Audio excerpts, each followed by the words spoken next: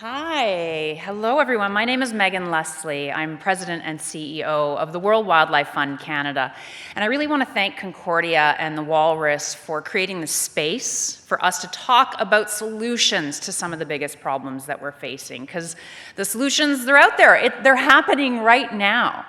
And when I think about solutions to the big issue of climate change, sometimes I wonder if there are too many solutions because we fight about them. We fight about which one's the best and which one we're going to do and which one this political party likes and that political party likes. But I come from a school of yes and. Kind of like an improv, you know, when something's thrown to you in improv, you say yes and. So maybe it is about sustainable technology. Yes, and maybe it's about sustainable housing that has joy and gives you a hug. Yes, and maybe it's about sustainable finance. My yes and is about nature, and I want to talk about how nature is a solution to climate change, but it's also a solution to lots of other problems that we're facing right now. I'm going to put up a slide here, and for folks who are watching at home, don't worry, I'll talk through what's on the slide. We all know that if we're, there it was. I need it back. We all know if we're going to fight climate change, we've got to reduce our greenhouse gas emissions, so our GHGs. So on this slide, you're going to see a list of GHG sources, so global greenhouse gas sources. Think about sources of global greenhouse gases and put them up in your mind and think about what the top 3 would be. I'm going to ask you to raise your hand 3 times for what you think the top 3 are going to be. And I know this can be intimidating. It's like, oh, what if I get one wrong? Well, I guarantee you're going to get one wrong. I also guarantee you're going to get at least one right. So kind of just do it with gusto and put your hand up. Transportation, nature, industry, electricity and heat, livestock, buildings. If you think it is transportation, raise your hand. Okay, so here in the audience, you know, maybe less than half. I can't see at home, but you keep track of your own. Nature, what do you think? Oh, there's like 4 people here. Okay, at home, probably not. Industry, more hands. Okay, we got a good showing for industry. Electricity and heat, a few. It's a bit shaky. Come on, with gusto, people.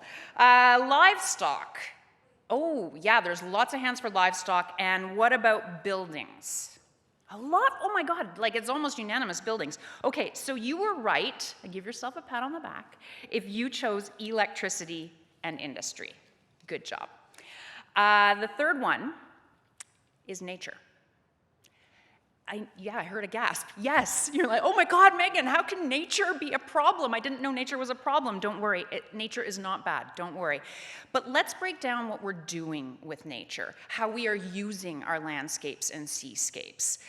Nature stores carbon. Remember, we learned that in elementary school, how the tree absorbs the CO2 from the atmosphere, puts it into its trunk and its roots, stores it there, and then it breathes out oxygen. Remember that?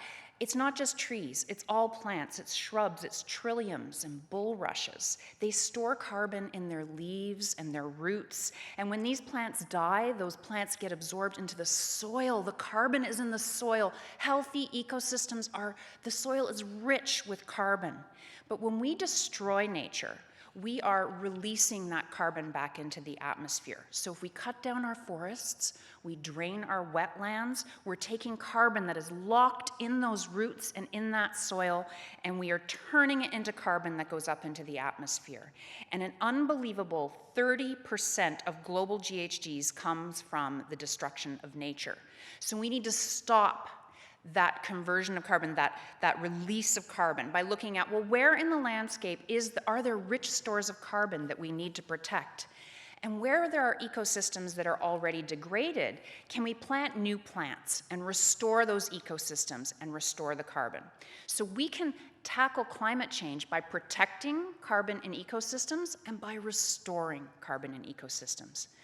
But in addition to being a tool for tackling climate change, nature is the building block for biodiversity. That just is a fancy word for the diversity of life on our planet. In large part, we have steep decline of biodiversity around the world and in Canada, in large part because we keep eating up that nature that it needs. Cutting the forests, draining the wetlands, releases carbon, but that's also habitat for wildlife. Habitat where wildlife forage and rest and raise their young. Biodiversity needs nature. So that means that we can use nature to fight climate change and fight biodiversity loss. Another thing that nature does is it fuels our economy. Let's think for a minute about a little bird. So little bird scatters the seeds that produces a Douglas fir that is then sustainably harvested, processed into timber, and built into a home. That home is marketed and sold, it's heated and serviced, it's furnished, it's insured. That little bird sustains an entire value chain, and we need to make sure that she has a home. So nature can fight climate change, it can help us fight biodiversity loss, and it supports the economy. Anything else? Well, we have the opportunity in front of us right now to do conservation in a just and ethical way if we work to support the conservation priorities of First Nations, Inuit, and Métis communities. Imagine the restoration of land as an act of reconciliation. Imagine the protection and stewardship of the land as an act of reconciliation. In Avictuk, which is the northernmost peninsula on mainland Canada in the Arctic, Inuit communities have identified this peninsula and its surrounding waters as critical to their existence as Inuit. Local communities, they want protection for polar bear denning grounds, for the narwhal feeding grounds, for calving areas for caribou, because if they lose caribou, they lose an important food source that exacerbates food insecurity and is a barrier to food sovereignty. And if they lose caribou, they lose the cultural knowledge about caribou and their patterns, their behaviors. They lose their hunting traditions passed on generation to generation. And if they lose caribou, they lose the beautiful and nuanced vocabulary of the hunt, the migration, and the herd. And that fabric of the language and culture begins to fray. So while the organization I work for has always seen conservation as an important tool to fight biodiversity loss, it also helps us fight climate change. It also supports our economy, and it's also an opportunity to center the priorities of First Nations, Inuit, and Métis communities and support reconciliation, Indigenous resurgence, and sovereignty. And that is a solution that I can get behind. Thank you.